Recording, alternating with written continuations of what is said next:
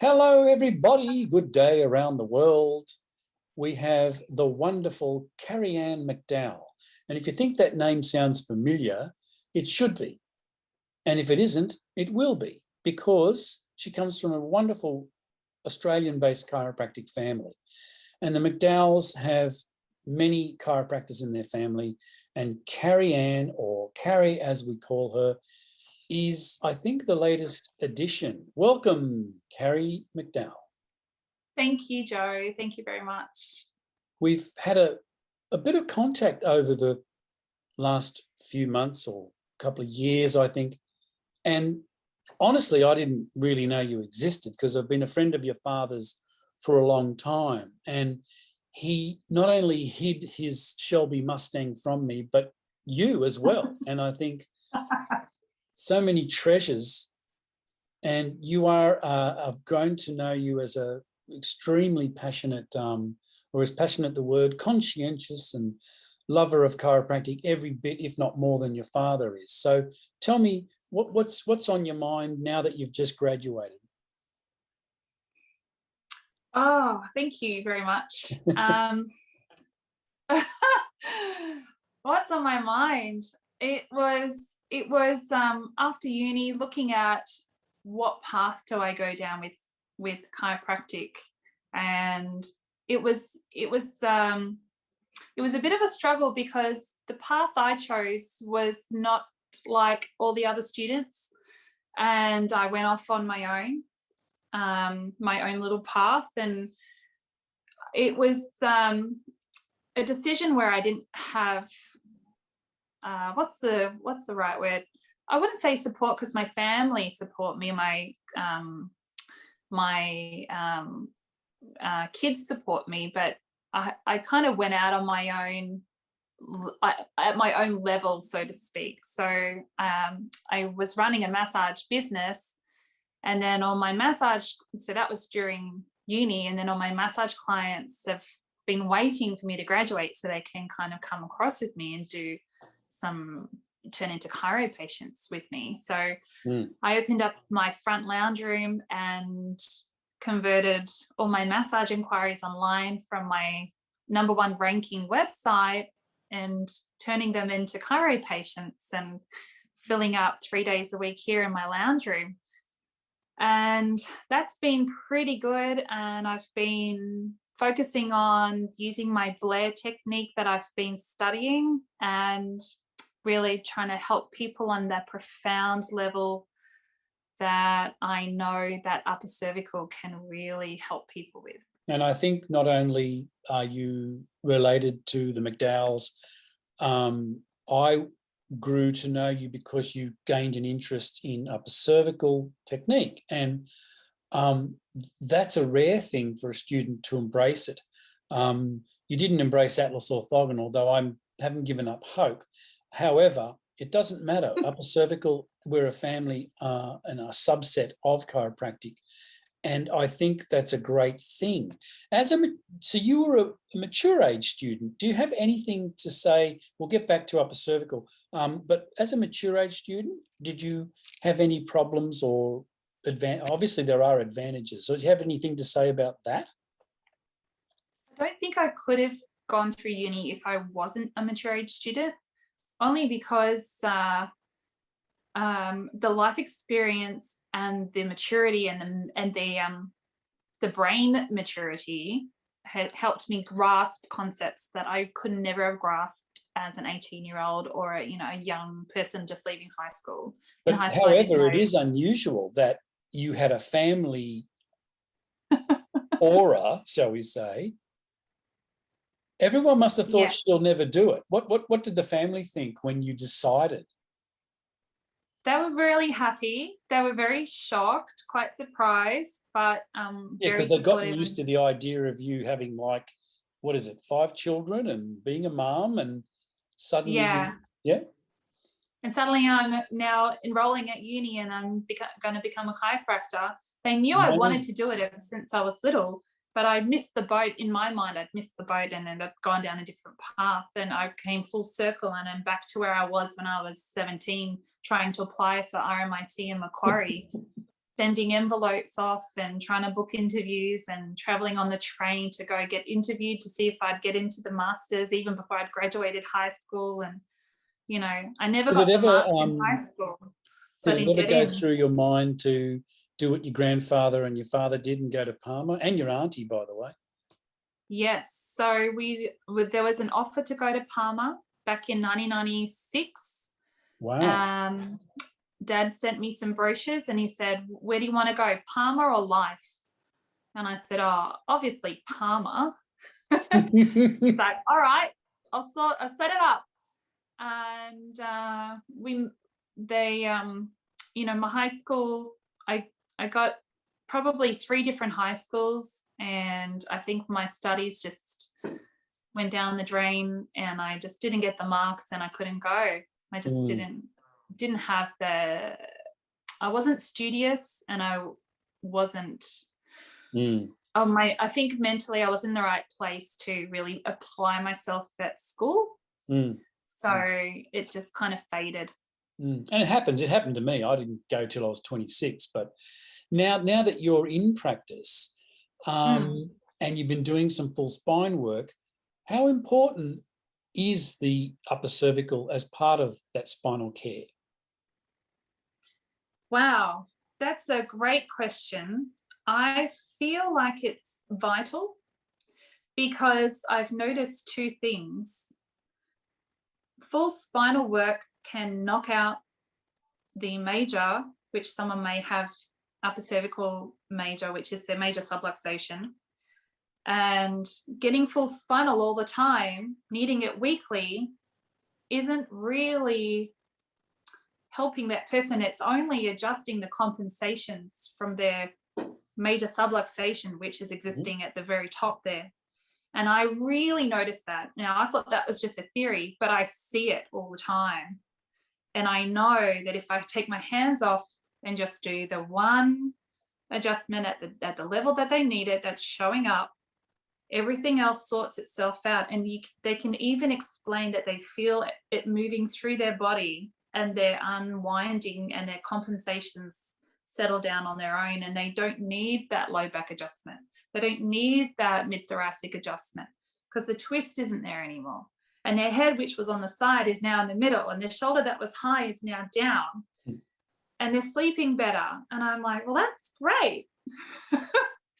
And then they don't come back because they're fixed. I'm like, no, you have to come back. So I'm working on that still. Oh, well, you'll work that out. Yeah. Who gave you the best chiropractic instruction? Your grandfather, your auntie, or your father? What a terrible question. Oh, well, I was a bit young for Granddad to tell me too many instructions. My auntie called me a few months ago and we had a great chat, and she gave me a lot of intel into chiropractic about trusting yourself, and when you lay your hands on them, you'll get the connection and the feeling, and you can muscle test and ask what their body needs. And instead of muddling yourself up with left and right and posterior and anterior, just muscle test what the body needs and just bring it right back and simplify. And, you know, she was great like that. And I thought, oh, good, you know, thank you. That was really good. And then with Dad, I think he's probably the best through observation and demonstration, because I grew up with him adjusting me my whole life, and I have a very similar approach to adjusting my patients. And I even find myself telling the same jokes to my patients that Dad used to say to me about little things like rice bubbles and snap, crackle and pop and stuff like that. I do it too, and I just hear him come out my mouth. I like that. Would you say that what's your auntie's name? Jeannie. Jeannie. Yeah, I know Jeannie. Would you say that Jeannie's advice was a feminine and Dad's was like a masculine approach? I sensed a little bit of like the same thing being said in different contexts. Yes, because she knows she's coming from an approach where you're a woman, you have to take care of yourself and don't get too immersed in your work because you're still a mum and you still have to run a business, and you come first. And that was her approach. And with my dad, it was get really good and get your foundations down, and focus and perfect one thing and then expand out. And that was more very kind of practical advice. I think fascinatingly, I think we could all do with those two levels of advice, two types of advice. It doesn't matter if you're male or female, but I found that interesting. So when you were at college, CQU, Central Queensland University, did you become a mentor to some with your age, or an alien to the young, or a bit of both? Because you had massage experience too, and that's not irrefutable. In the beginning, I feel like maybe the younger ones came to me for some leadership. Also, I was a student representative and the ACA student representative. Oh, well, there you go. So I was in a leadership role with other students. But towards the end, I was really in my own lane. And when people realized I was in the upper cervical lane, I was then on my own. Basically. Oh, well, that's simple to define. I mean, as an upper cervical practitioner, we're merely freaks. Yeah. We're freaks of nature. Yeah. I think upper cervical is wonderful, though, because I've always presented it in a context of full spine, and that's how Roy Sweat teaches it. He doesn't see it as not of benefit in conjunction with other techniques, even though he practices it exclusively. So what dreams, what's your biggest dream in chiropractic in terms of your own career and for the profession? They're two big questions, but one at a time. Let's do the global. What do you see? I mean, you've got now 20 plus years ahead of you. Yeah. What do you want to see? For the profession, my dream would be congruency with the definition of chiropractic and how we're different from allied health practitioners who may use manipulation of the joints, but how we're set aside from that and why. I'd like that to be something more solid and less blurred, but still to be accepted. Could you give me a little snippet of what separates us in your mind? In my mind, in your mind, no one. In my mind, no other professional like a chiropractor can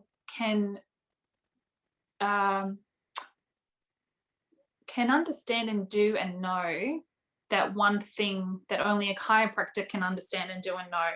So, I had a chiropractor say to me once, any monkey can crack someone's back. But to know where, when, and how, and best of all, when not to, is what the chiropractor knows. And that kind of sums up specificity, right? Yeah. I don't know if that's answering your question. No, that's good. And what about the profession as a whole? So you would like acceptance in terms of professional respect or access? Respect, access, probably. We're told in uni we're primary health providers, but we're not. We're actually secondary health providers.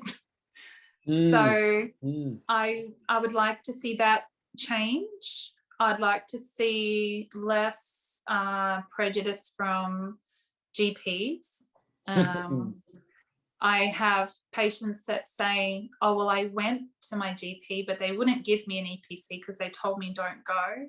And I think of an analogy where you've got something wrong with your house, and a plumber is saying, you've got a carpenter and a plumber, and the plumber is saying, oh, something about the carpenter's problem, like, oh, well, that's, that wood is broken. And then the carpenter is saying, well, it's not actually that, it's a piping problem. And they're both saying, well, I don't know where I'm going with this, but I'm trying to think of the analogy I used to use, and the carpenter's like, well, don't have a plumber fix that. Even though it's not a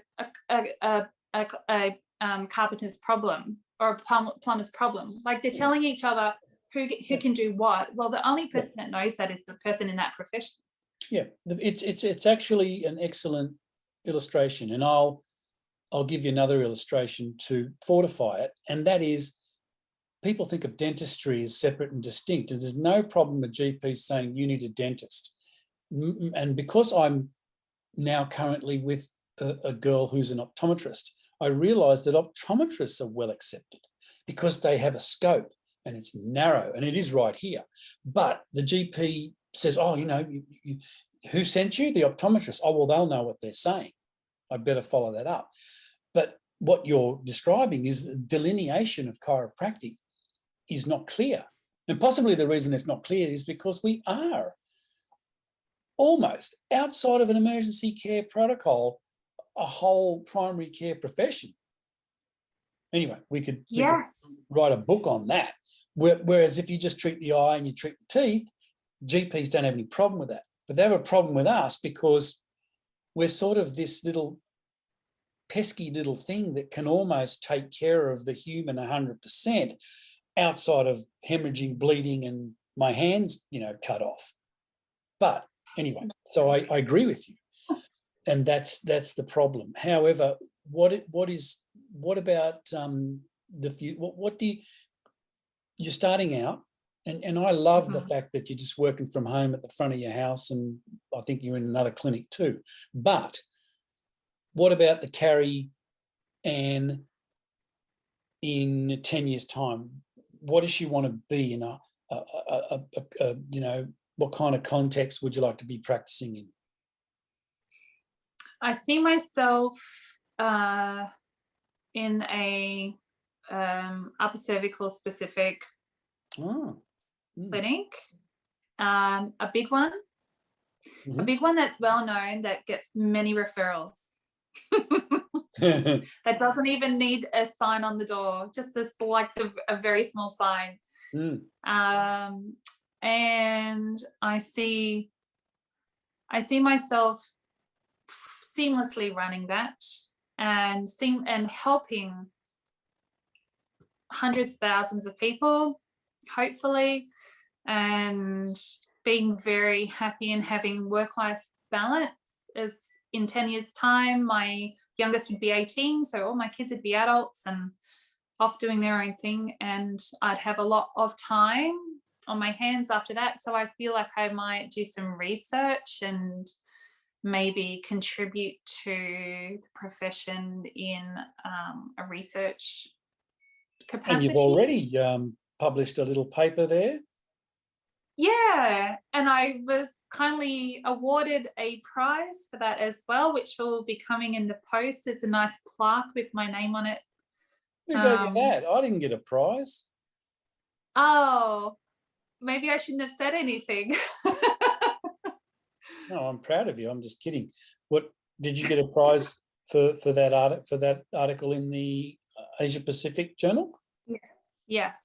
Fantastic. Yeah. Well, then we'll put a link at the bottom. What's your website that do you have a massage and a chiro website, or do you combine them now? It is well, because it ranked so high, I didn't want to delete too much, so I've added chiro into my existing website. It's called Lakes Chiropractic and Wellness, and there's some info on there about massage, just so the SEO still works. And then I've added all the chiro stuff in, and there's online bookings. Did you ever find your family lineage to chiropractic a hindrance? No. Damn, no gossip there. Boy. No. We can't put this up on YouTube as shock horror. Carrie McDowall defies parental That's good. No, I'm actually, I expected there'd be something. I think that's great.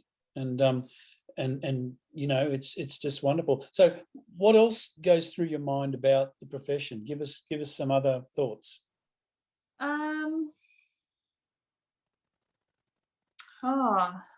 I'll ask you one. Do you find working from home helps you with your 10-year-old? Is it good for a woman to work from home? Well, I get lots of washing done. No, but seriously, does it help you with the child rearing as well? It does. It does. Actually, it's really nice. I didn't realize how much I'd like working from home. And it is really nice being able to, in between patients, you know, go put on a load of washing, get the meat out for dinner out of the freezer, you know, feed the dogs, check the mail, and then run my kid to KFC because they have a job there, and another kid to McDonald's because their shift starts, and then greet everyone after school and make sure they've got their jobs done, and all the while greeting patients as they come in and out of the door. So I guess there's a flip side to everything too, because sometimes you think, if I only went to a workplace and could forget about these monsters, that has advantages too. It does, but I asked the children, and actually my sister asked them, how do you like mum being at home more? Because when I was at uni, they never saw me. Like for 5 years, I was gone. And when I was home, I was buried in my computer. And so now they've got me back and I'm home like 5 days a week. And even though I'm just out in the lounge room, I'm still around. So they're more relaxed. They're more comforted knowing that I'm just, you know, they can just yell out and I'm there for them. So that's been a nice change. And, you know, we've got the finances to go do things as well now, which is really nice, other than being on a student, you know, poverty line. Money. Yeah. What's the story about your grandfather? So that story is, I was up at the Sunshine Coast and Mark Postles took me out the back of his clinic and showed me a interview that they did with him. And they asked my granddad, it was about a year before he passed away, they asked him what he thought of young people these days going through chiropractic school. And it sparked him to tell a story about when he was young and went over to Palmer. So he had a dairy farm and he leased that out to another farmer in Australia, took his wife and 5 kids over to Iowa and started studying, and he did a 5-year degree in 3 years, and he was 37 when he started, and he ended up in his first year of being a student there, he ended up having a heart attack and he got a real fright about it, and he decided to give up drinking and smoking. I was like, what? Drinking and smoking? Wow. But I think back in those days, everybody did that. Yeah. Yeah, because it wasn't bad. Anyway, he decided to give it up and go on the straight and narrow. And he told a story how he, you know, managed to graduate and bring his family back over to Australia. And he worked from home. So my dad was saying that Grandpa used to love working out of the house. And I thought, well, I started my studies at 37. Fortunately, I don't smoke and I drink a little bit, but not like that. And I never had a heart attack. So we're not that similar. But, you know, I find myself ever since you sent his table up to me, and it's been in my house, that his presence is like quite strong here. And every time I look at it, I think of him. And I actually had a memory of when I was about 6, I had a sore neck and I said, I had a sore lower, no, what did I have? I had a sore neck. And I said, Granddad, will you adjust me? And he said, get on the table. And I jumped on his little table, which is a very low upper cervical bench with just the drop piece in the headrest. And he adjusted my lower back. And I said, but Granddad, it's my neck. Can you crack my neck? He's like, oh, fine. And he adjusts my neck, and off I trotted and I was fine. And I didn't know why he only did one adjustment on my low back. And I asked my dad later, and he said, because back in those days, you picked which part of the body you were going to work on. So you'd come out of college and you'd either work on the neck or work on the low back. That's what you did.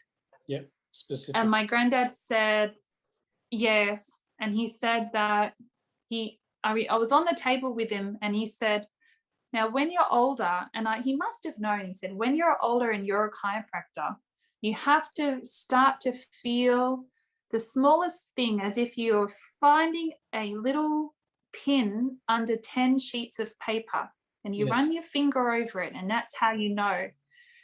And I always remember that. And I actually tried to put 10 pieces of paper over the top of a pin to see if I could feel the pin, and I could not feel it. I haven't checked now. I might be able to now, but back then I couldn't. We used to put a hair in between phone book pages. Yes, something similar to that. Yeah.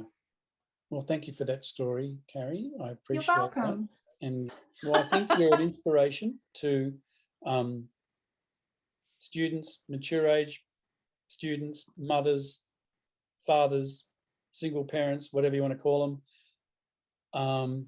You're an inspiration, and you've got a prize for research, and you barely hit the ground running.